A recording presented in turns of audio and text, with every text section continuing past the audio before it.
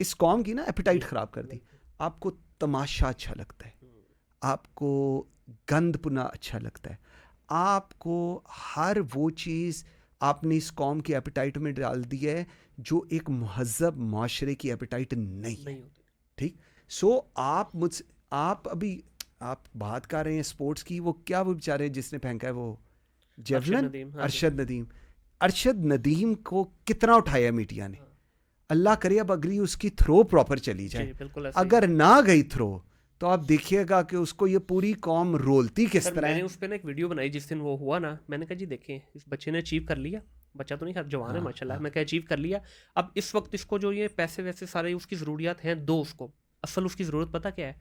फिर उसको एक कोच दो, उसको एक मेंटोर दो, उसको एक फिजिशियन दो, उसको एक प्रॉपर स्पोर्ट्स की फैसिलिटीज़ प्रोवाइड करो ताकि वो इससे बेहतर कर सके और उसको देख के और लोग भी इसमें आ सके। लेकिन उस तरफ कोई भी नहीं है। जीत के ना सक्सेस के बहुत सारे बाप होते हैं, जो फेलियर होता है ना वो लवारिस ही होता है। अरशद नदीम को कोई नहीं जानता था, अरशद नदीम ने फेंकी थ्रो, इस कौम को मिल गया। हम लोग तो क्रिकेट से बाहर नहीं ना निकलते, हमारा तो I don't know for what, but खैर एनीवेज हम लोग तो क्रिकेट से बाहर नहीं निकलते। वो उसने फेंका, अल्लाह उसको खुश रखे, कौम खुश हो गई। अब हर एक ने उसको हीरो बनाया हुआ है, चाहे वजीर आला हो, चाहे ऑर्गेनाइजेशन, उन्होंने कहा तू भाई बस।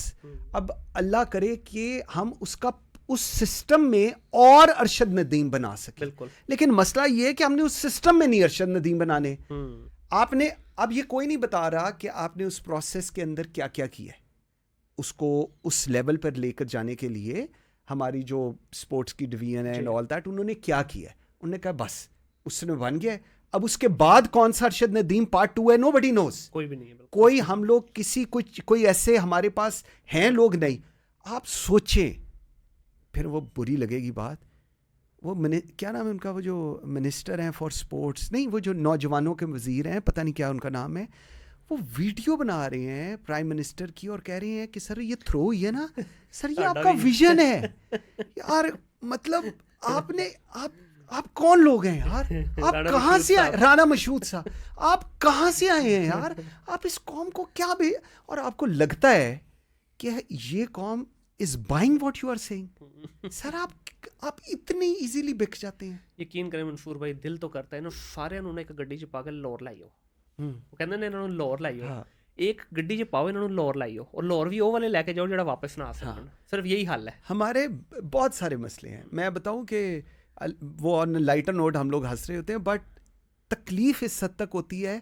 मैं यकीन करें, मैं आई एम वेरी पेट्रियाटिक, मेरा कभी दिल ही नहीं चाहा कि मैं अपने मुल्क के बाहर कहीं जाके रहूं। लेकिन honest by God I today feel like कि मेरे बच्चों को क्या इस मुल्क में रहना चाहिए। सब सवाल यही है बस। अब मेरे लिए ये मेरे रहने से ज़्यादा तकलीफ दे चीज़ है कि मेरा बाप, मेरा दादा, मेरा नाना, मेरी सारे देवर फ्रॉम पाकिस्तान, और आज मैं ये सोच रहा हूँ कि मुझे मेरे बच्चों को पाकिस्तान रहना चाहिए। सर पता क्यों? देखिए हमारी जो जनरेशन है, हमें ज़्यादा फील क्यों नहीं हुआ, या हमारे पेरेंट्स को ये तकलीफ क्यों नहीं हुई? क्योंकि वो टाइम बहुत बेहतर था। आज ग्लोबलाइजेशन ने हमारे लिए वो प्रॉब्लम्स खड़ी कर दी हैं। सर हमारे पास बचा क्या है? टेक्सटाइल का बेड़ा गर्क कर दिया, ज़राअत का बेड़ा गर्क कर दिया आपने, स्पोर्ट्स आपके पास है नहीं। पूरी दुनिया की बड़ी बड़ी स्पोर्ट्स का सामान हम प्रोवाइड करें, हम आज तक खेल नहीं पाते। एक बॉक्सर बता दें हमारा जो पाकिस्तानी हुआ, पूरा आपका बॉक्सिंग इंडस्ट्री को सामान कहाँ से जा रहा है? सियालकोट से। फुटबॉल में आपके फीफा में फुटबॉल कहाँ से जा रहा है? सियालकोट से। आपका एक फुटबॉल का प्लेयर दिखा दें, आज आके आपके पास निकला क्या है? बाबर आजम निकला है एक, वो शाहीन अफरीदी निकला है। वो ना आपने फुटबॉल की बात की तो एक बड़े मज़े की आपको बात बताऊँ। मैं पीटीवी पे काम कर रहा था, प्रोग्राम 10 बजे का रात को, तो एक साहब आए वहाँ पर, तो अस्सलाम वालेकुम, मेरे प्रोग्राम में आए। मैं कौन है जी? पॉलिटिशियन है। मैं कहा अच्छा। मैं कहा I don't know him. Anyways बहुत सारे लोग होंगे जिनको मैं नहीं जानता, बहुत सारे होंगे जो मुझे नहीं जानते होंगे। Anyways no nothing to do with that. वो बाहर निकले ना, तो हमारे वो जो करंट अफेयर्स की हेड थी, तो वो कहती हैं कि उनको ना उन्होंने फुटबॉल दिए। तो मैं बड़ा हैरान हुआ कि why he is giving football to her. उन्होंने कहा वो आप आई थी ना जब सियालकोट, तो मैं आपको फुटबॉल दिए थे बच्चों को, तो ये अच्छा ना। वो लाइक कि क्यों फुटबॉल दे रहे हैं? वो पता चला वो एक फुटबॉल बनाने वाली फैक्ट्री का ओनर था। अच्छा, अब आप सोचें, आपका एक स्टेट चैनल और उसकी बेंचमार्किंग गेस्ट्स की क्या है, बेंचमार्किंग क्या है। सो फिर आप कहें कि आपका सिस्टम क्यों नहीं चल रहा, और फिर हम कहें कि हमारा सिस्टम क्यों नहीं चल रहा। वो एक है ना शेर है, although I am not good, एक सजदा जिसे तू गरां समझता है 1000 सजदों से देता है इंसान को निजात। अल्लाह के अलावा नाउज़ुबिल्लाह हमने सबके आगे सजदे शुरू किए, और जब हमने दुनियावी खुदाओं के आगे सजदे शुरू कर दिए तो सर फिर यही होता है ऐसी कौमों के साथ। उसमें फिर we don't have to wait for miracles. कहीं ना कहीं ये जो सारा आप बता रहे हैं मीडिया के ऊपर भी एक बड़ी मज़ेदार सी जो है ना चीचू का मुरब्बा बना हुआ है, इसके पीछे कहीं ना कहीं सैलरीज का अमल दखल तो नहीं है सर? 40-40 लाख रुपया salary, for God sake, are we joking with the media? 40 lakh tier 1 की, फिर टियर 2 में अगर आ जाए तो यहाँ पे भी 500,000 से ऊपर नीचे स्लाइटली, फिर जो बेचारे नीचे स्ट्रगल वाले भी मैं बेचारे तो उनको कह रहा हूँ, लेकिन उनकी भी लाख 1.5-2 लाख रुपए सैलरी। सर जब आपको 40 लाख सैलरी मिलेगी एक मीडिया हाउस से, तो फिर कैसे मंसूर साहब अपने दिल की बात बोल सकेंगे माइक के ऊपर, कैमरे के ऊपर? हाँ ठीक कह रहे हैं आप।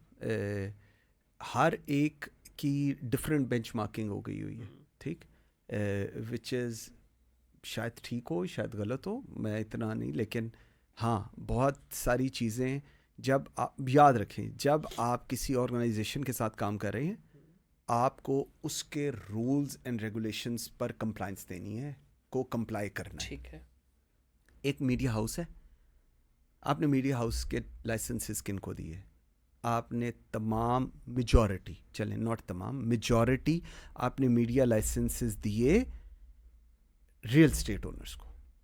एग्रीड। आपका क्या ताल्लुक है रियल स्टेट ओनर्स का मीडिया के साथ? उनके पास पैसा है, जवाब ये। अच्छा जी आपने दे दिए, उसके बाद क्या होगा? उनकी वो कॉम्प्रोमाइज़ जल्दी हो जाते हैं। ठीक है। जब वो कॉम्प्रोमाइज़ जल्दी होंगे तो वो आपकी मर्ज़ी की खबर चला देंगे, वो आपकी मर्ज़ी की बात कर लेंगे, आपकी मर्ज़ी की चीज़ें आ जाएंगी। जब आपकी मर्ज़ी की चीज़ें आएंगी तो आप उनको स्पॉन्सरशिप दे देंगे, आप उनको एड्स दे देंगे, आप उनके ऐड का रेट बेहतर कर देंगे। आपने एक पूरा सिस्टम जो ठीक था, आपने उस पूरे सिस्टम को इस तरह ख़राब किया कि पीपल से ओके फाइन, मैंने इधर रहना है सर, मैंने लाहौर में रहना है, मैं क्यों ना हक में बोलूँ इन सब के? मेरा क्या जा रहा है? जो मेरे अगेंस्ट है जहन्नुम में जाएं। मेरे घर पैसे भी आ रहे हैं, मेरे पास गाड़ी भी आ गई, मेरे पास बाकी सब कुछ भी आ गया, I am all good and sorted. Sir मैं आई टेल यू, आज से 10-15 साल पहले वो लोग जिनके पास टूटी मेहराने थी ना, उनके पास जहाज है। कहाँ से आए? Behind every fortune there is a crime.